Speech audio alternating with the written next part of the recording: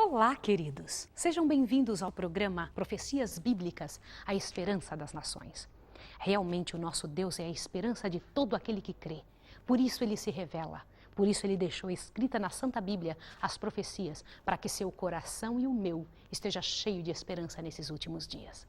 Vamos abrir a Bíblia agora, só que antes vamos orar. Vamos pedir ao Deus Eterno que nos mostre como entender a palavra de Deus. Vamos orar juntos agora? Eu gostaria de orar com você e com a sua família. Vamos lá. Misericordioso Deus e Pai, bendito seja o Teu nome para sempre, Senhor. Pela oportunidade de termos a Tua palavra, de entendermos a Tua verdade. Tu nos prometestes que estaria conosco até o último dia da história dessa terra e acreditamos e confiamos em Ti. Por isso, nesse momento, queremos reclamar mais uma das Tuas promessas. Nos ajude a compreender estas verdades, em nome de Jesus. Amém. Meu querido, minha querida, algo grandioso que eu gostaria que você soubesse. Dê uma olhadinha na sua Bíblia, no livro de Apocalipse. Abra a sua Bíblia no livro de Apocalipse. Você pode estar pensando assim, ei Maísa, você está enganada, nós estamos estudando é Daniel. Eu gostaria de estudar com você Daniel. Mas queridos, o livro de Apocalipse e o livro de Daniel são irmãos gêmeos. Eles tratam do mesmo assunto. Aliás, a Bíblia inteira, ela não se contradiz. Dá uma olhada no que eu encontro aqui de forma muito especial. Apocalipse capítulo 13, abra a sua Bíblia comigo. Capítulo 13, no verso 11 em diante. Há algo muito interessante, retratado em Apocalipse, mostrando o que vai acontecer daqui uns dias. Que incrível! Também diz em Daniel, olha o que diz aqui. Então vi subir da terra outra besta, uma segunda, que tinha 2 chifres semelhantes ao de um cordeiro, mas falava como dragão. Agora presta atenção o que essa besta de 2 chifres fazia. Exercia toda a autoridade da primeira besta na sua presença e fazia que a terra e os que nela habitavam adorassem a primeira besta cuja ferida mortal foi curada. Veja, é a adoração global que essa tal dessa besta vai fazer com que todos da terra adorem, uma adoração forçada. E fez grandes sinais, de maneira que até fogo fazia descer do céu à vista dos homens. Olha o poder desse poder aqui, a grandiosidade de poder. Por causa dos sinais que lhe foi permitido fazer na presença da besta, enganava os que habitavam na terra e dizia-lhes que fizessem uma imagem à besta, que recebera a ferida da espada e vivia. Foi-lhe concedido também que desse fôlego à imagem da besta, para que ela falasse e fizesse com que fossem mortos todos os que não adorassem a besta. O que você acabou de entender daqui? Fala, nossa, você vê um poder besta e etc, etc, mandando adorar uma imagem. E esta imagem tem um poder de que, se por acaso não for adorada, as pessoas devem ser mortas. O que você entende disso? Dê uma olhada que interessante. E fez que a todos, pequenos, grandes, ricos, pobres, livres, escravos, lhe fosse posto um sinal na mão direita ou na testa, para que ninguém pudesse comprar ou vender, senão aquele que tivesse o sinal ou o nome da besta ou o número do seu nome. Agora, presta atenção. Aqui é sabedoria. Aquele que tem entendimento, calcule o número da besta, pois o número de homem, e seu número é 666. Fala, ah, Maísa, você falou muito. Queridos, vocês viram aqui um poder que, segundo o livro de Apocalipse, e eu creio, está no futuro, que vai fazer com que haja adoração global a uma certa imagem da besta. Você fala, Maísa, uma imagem de verdade e alguma coisa, alusão a quem não adorar vai ser morto. E também alguma coisa relacionada a 666. Fique com essa imagem na sua mente agora. Agora vamos para o livro de Daniel. Só para que você veja que coisa interessante. Algo que está no futuro e que o livro de Daniel mostra algo parecido que já aconteceu. Daniel capítulo 3.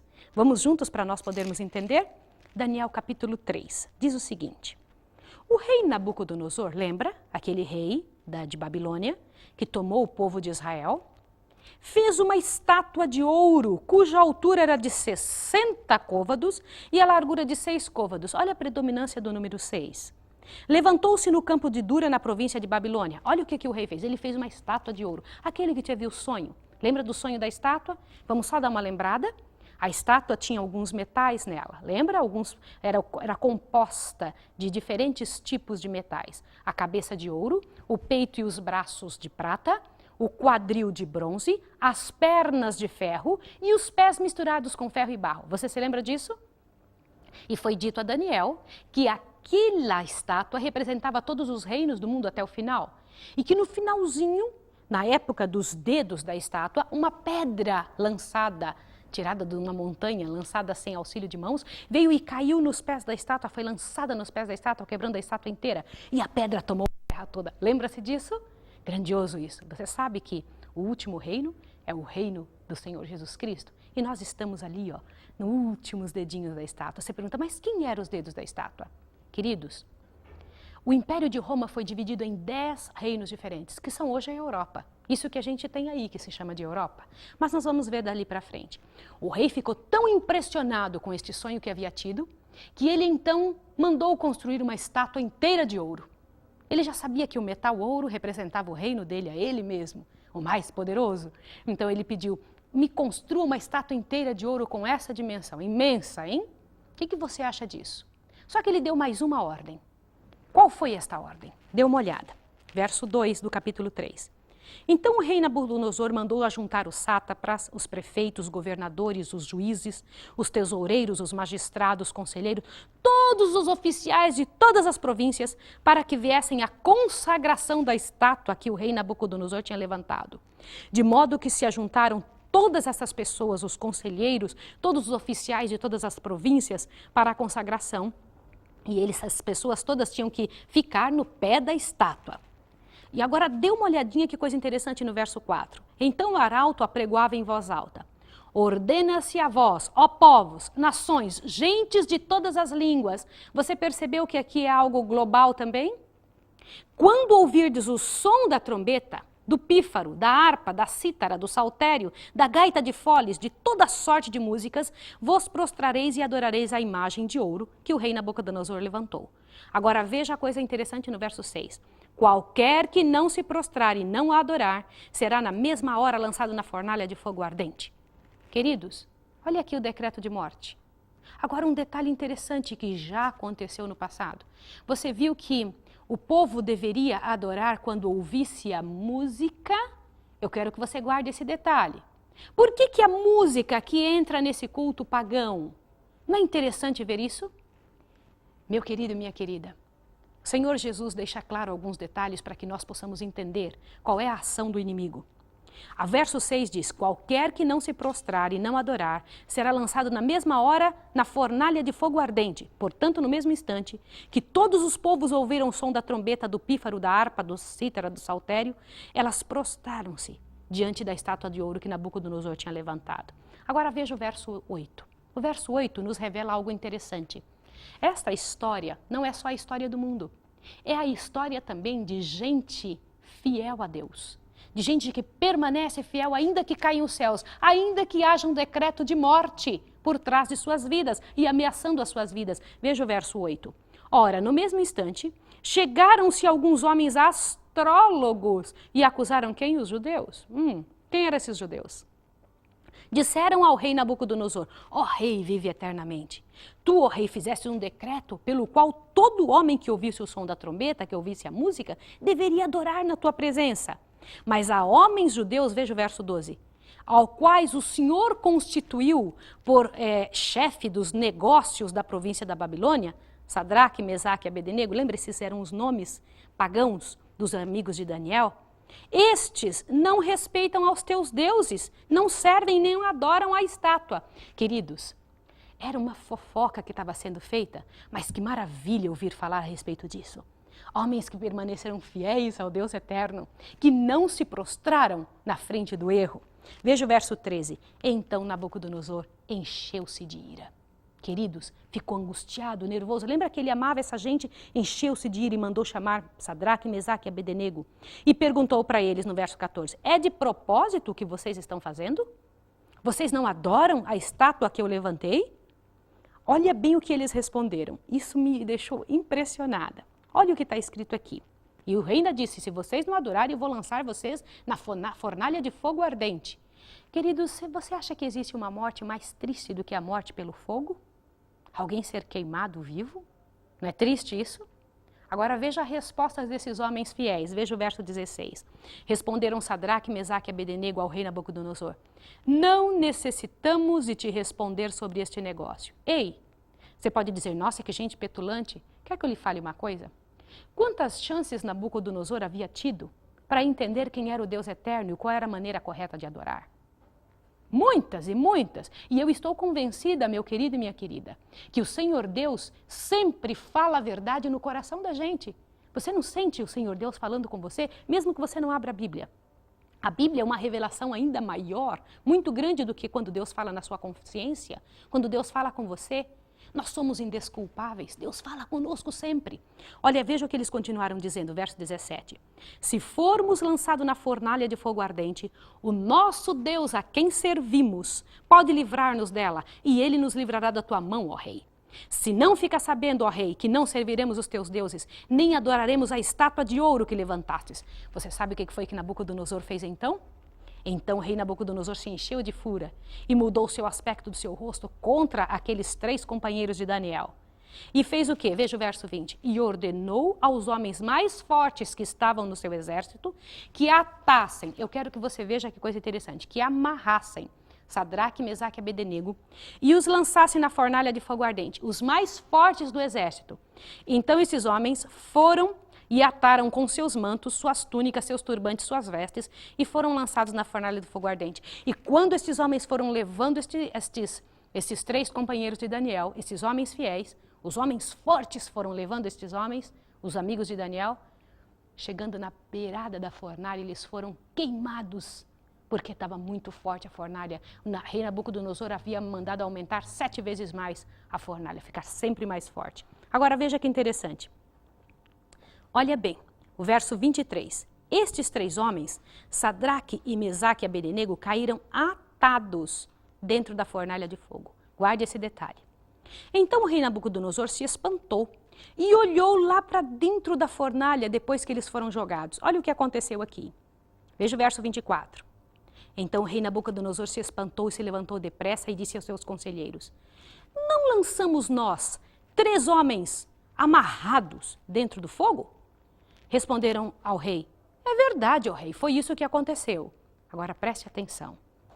Disse ele: eu, porém, vejo 4 homens soltos que andam passeando dentro do fogo e nenhum dano há neles. E o aspecto do quarto é semelhante ao Filho dos deuses. Bendito seja o Senhor Deus dos exércitos.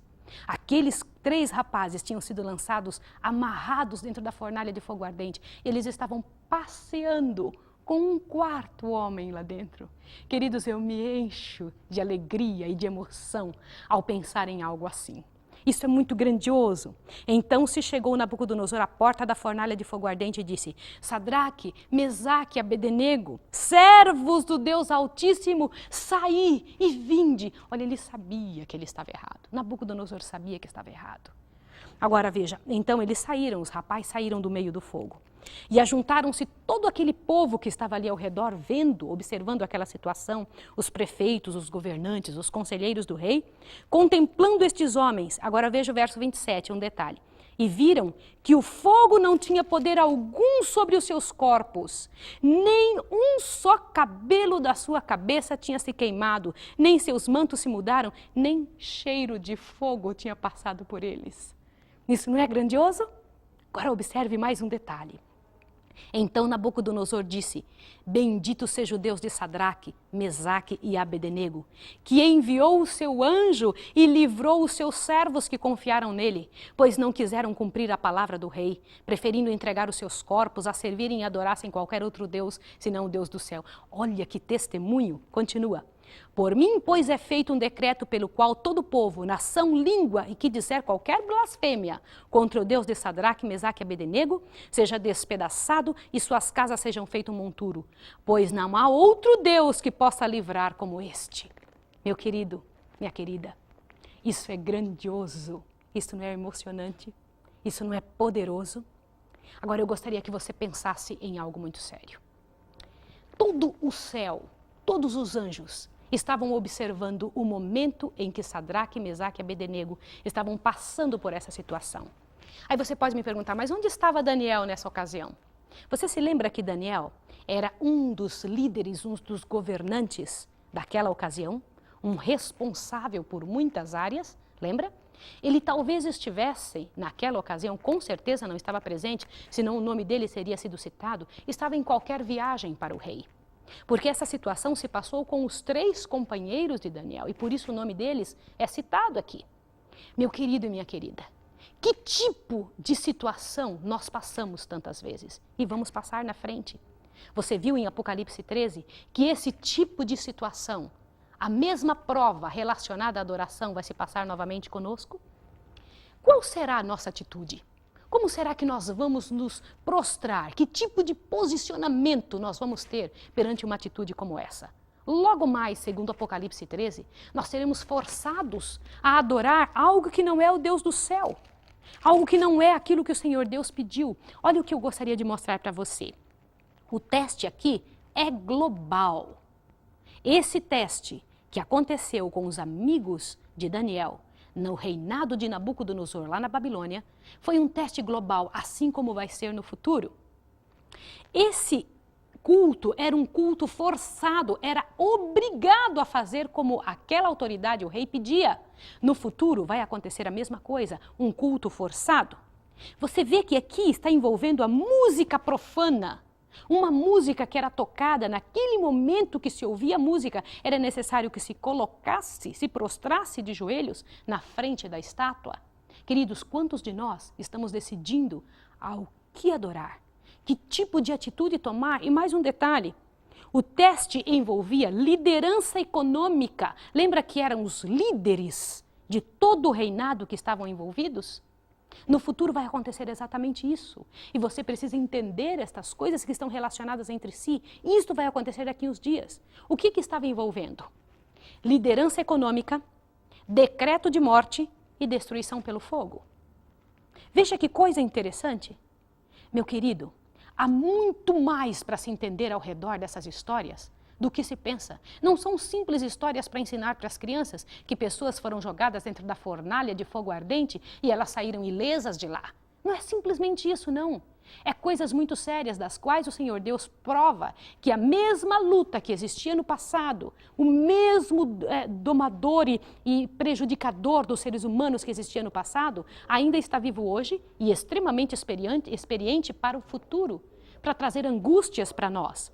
E o interessante, esse tipo de atitude, toda essa atitude que foi mostrada aqui pelos servos de Deus, deverá ser mostrada por mim e por você. O que você faria se algo assim acontecesse na sua vida? Qual seria a sua atitude? Veja que todos os dias nós temos decisões a fazer.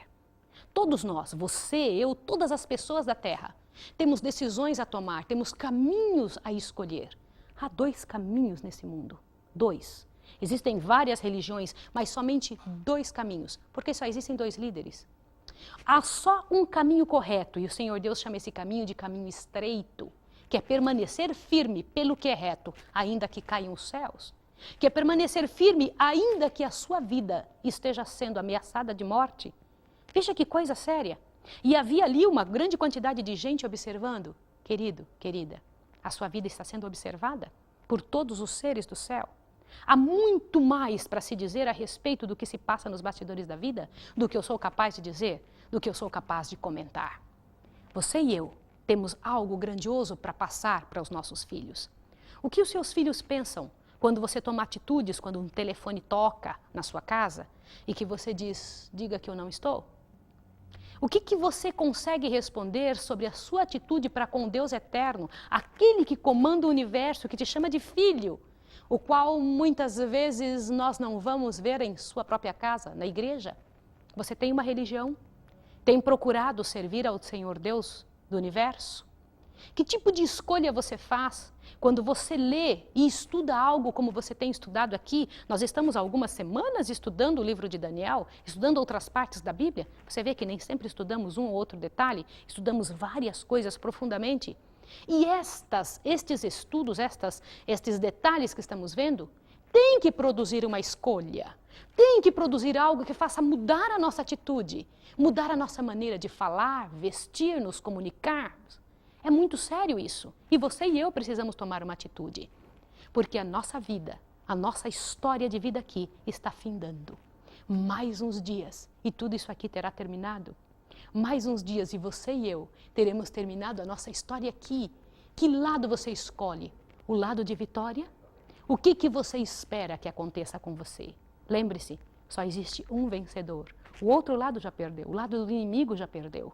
O caminho estreito foi o que já ganhou. Eu não estou falando de alguém que ainda vai ganhar. Eu estou falando de gente vitoriosa, de gente como você e eu, que podemos tomar posse da vitória que Jesus já nos deu. Estes jovens que foram retratados como fiéis aqui no capítulo 3 de Daniel, é gente vitoriosa. É gente que pegou a oportunidade que teve na mão e trabalhou de forma poderosa em cima dessa decisão, dessa escolha, e escolheram o melhor. E eu quero lhe dizer algo.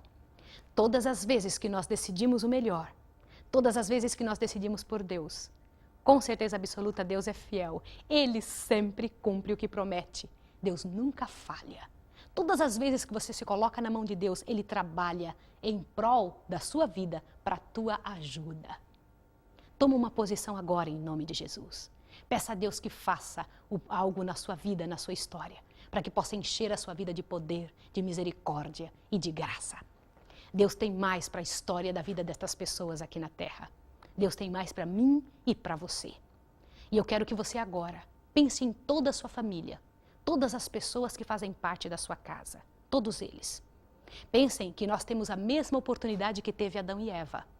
A mesma oportunidade, às vezes a gente costuma dizer, olha, eu se tivesse no lugar deles, eu não tinha entrado no pecado.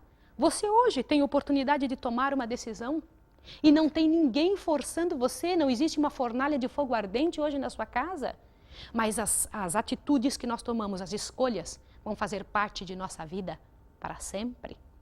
Você dê uma vasculhada e observe nos nossos primeiros estudos sobre Daniel, como claramente nós estudamos sobre os livros do céu, todas as nossas escolhas estão ali retratadas, com detalhes. E o que você faz influencia outros. O que você faz modifica a vida de outros.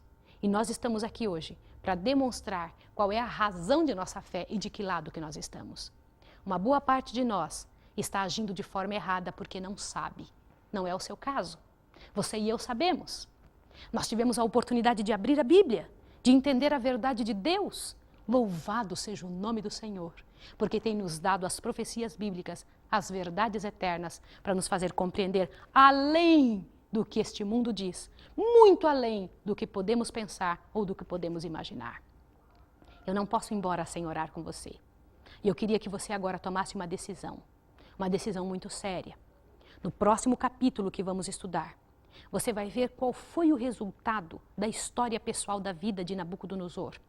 Como foi que Deus trabalhou na história pessoal dele e como Deus pode trabalhar na vida dos seres humanos aqui desta terra, desde governantes até um súdito, desde o empregado ao empregador, do aluno ao professor, seja quem for, Deus trabalha com as vidas e Deus quer trabalhar com a sua vida.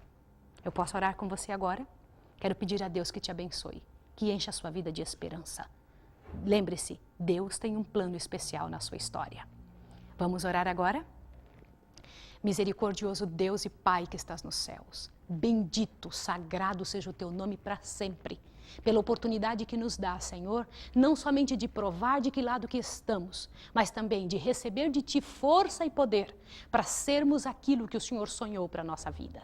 Em nome de Jesus Cristo eu te imploro, abençoa essa pessoa que está em casa, os nossos amigos ao redor do mundo, aumente o Teu reino, Senhor. Nós queremos ver para sempre contigo. Em nome de Jesus, no momento em que acontecer Apocalipse 13, queremos estar firmes e seguros. Isso te pedimos em nome do Senhor Jesus Cristo, nosso Redentor. Em nome dele oramos e agradecemos. Amém. Deus abençoe você e até a próxima.